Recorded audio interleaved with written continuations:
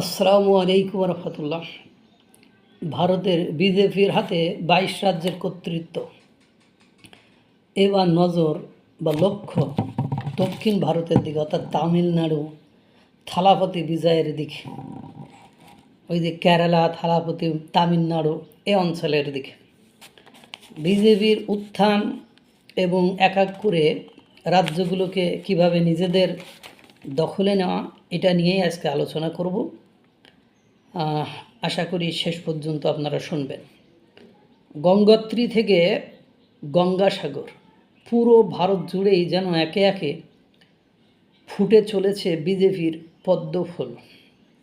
পূর্বে তাকাও নীতির অনুসরণ করে সম্প্রতি পশ্চিমবঙ্গের বিজয় নিশানা উড়িয়েছে দলটি।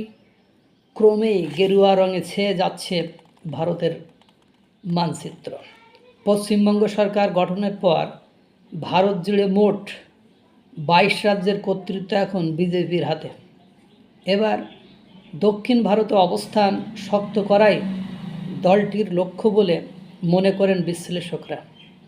দীর্ঘ ১৫ বছর পর পশ্চিমবঙ্গে ক্ষমতার পালাবদল, কংগ্রেস তৃণমূল ঘুরে বিজেপিতে এসে শুভেন্দুর বাজিমাত মুখ্যমন্ত্রী হিসাবে তিনিই শপথ গ্রহণ করেছেন।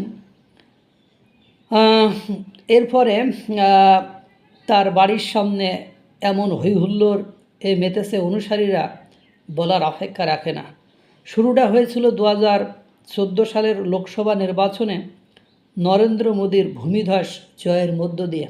তখন থেকেই উত্তর ও পশ্চিম ভারতে নিজেদের অবস্থান ও পাকাপোক্ত করতে কাজ শুরু করে নরেন্দ্র মোদীর বিজেপি দলটি।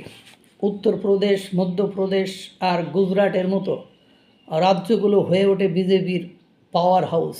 রাজস্থান, হরিয়ানা আর ছত্তিশগড়েও শক্ত অবস্থানে গেরুয়া শিবির। সাম্প্রতিক বছরগুলোতে কমফোর্ট জোন হিন্দিভাষী রাজ্যগুলোর বাইরেও আধিপত্য বিস্তার করেছে বিজেপি। দীর্ঘদিন ধরেই আঞ্চলিক প্রভাব ভেঙে ২০২৪ সালে উড়িষ্যায় সরকার গঠন করে দলটি। মহারাষ্ট্রে অভ্যন্তরীণ বিরোধে আঞ্চলিক দল শিবসেনা দুই ভাগে বিভক্ত হলে দুর্বল হয়ে পড়ে দলটি। একটি বড় অংশ বিজেপির সাথে জোট করলে পদ্ম প্রতীক থেকেই মুখ্যমন্ত্রী বেছে নেন মোদি, অমিত শাহরা। বাকি রাজ্যগুলোতে বিজেপির সমীকরণ একটু আলাদা।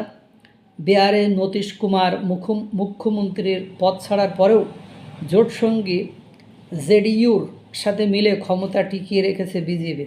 অন্ধ্রপ্রদেশ আর আসাম, মেঘালয় সহ উত্তর পূর্ব ভারতের রাজ্যগুলোতে আঞ্চলিক দলগুলোর সাথে জোটবদ্ধ হয়ে সরকার গড়েছে বিজেপি। তবে কেরালা, তামিলনাড়ু, দক্ষিণ ভারতে এখনও পদ্মফুল ফোটাতে পারেনি মোদির দল। এসব রাজ্যে নামমাত্র ভোট পেয়েছে বিজেপি। তাই দলটির পরবর্তী ভীষণ লক্ষ্য হবে দক্ষিণ ভারতে। বর্তমান ভারতে কেন্দ্রশাসিত অঞ্চলসহ ৩১টি রাজ্যের ২২টিতেই বিজেপি নেতৃত্বাধীন এনডিএ জোটের আধিপত্য। জোটবদ্ধ হয়ে দলটি ভারতের কমপক্ষে ৭২% মানুষকে শাসন করছে। অর্থাৎ বুঝতেই পারছেন যে তামিলনাড়ু সহ কেরালা, তামিলনাড়ু এই অঞ্চলটিতে এখনও তারা ফোকাস করেনি।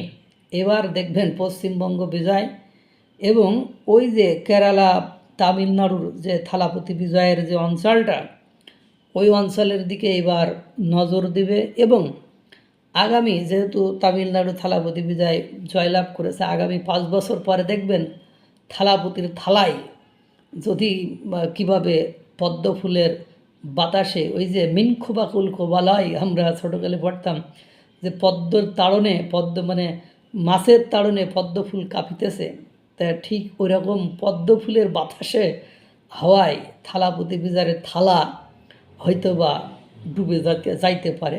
সেই দিকেই ভারত নজর দেবে বলে মনে হয়। আল্লাহ তাআলা সকলকে ভালো রাখুক, সুস্থ রাখুক। আসসালামু আলাইকুম রহমতুল্লাহ।